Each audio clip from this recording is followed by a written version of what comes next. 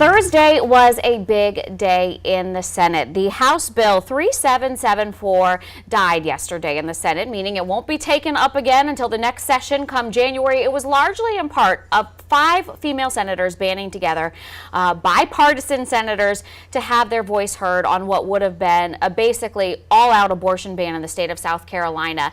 And one of the things that many people in the newsroom were talking about is, wait a minute, there's only 5 senators who are female. That's what we wanted to talk about today. So happy to have our friend Barbara Rax here from Columbia, from Women in Leadership, known for so many different roles in our community. Thanks for being with us today. Thank you very much. It's a pleasure to be here, and yesterday was a fascinating day.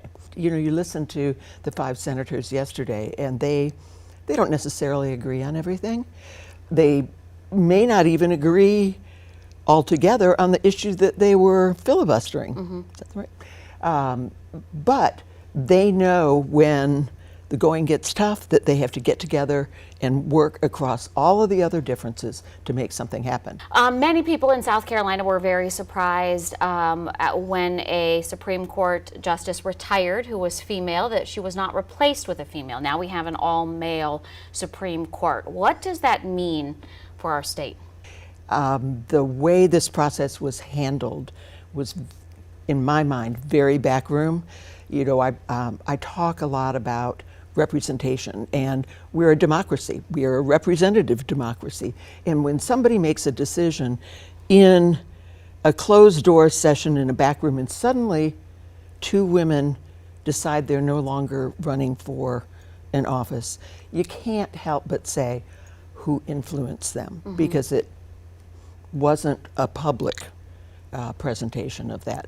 You know, and here's the other thing, you know, on a national level, if we talk about our representation in Congress, we have 1 female, Nancy Mace, from the Low Country.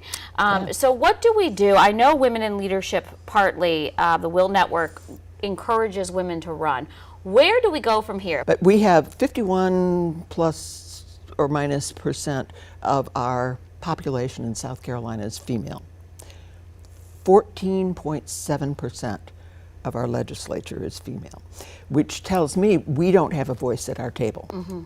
What we want to do is to find all of that fresh talent. Mm-hmm. And Women in Leadership, our mission is to increase race and gender representation from the ground up and to increase the influence of women. So we want women to run for elected and appointed office. Our goal for 2024, which is a big election cycle, every House and every Senate seat is open. We want to triple the number of women who are running for office.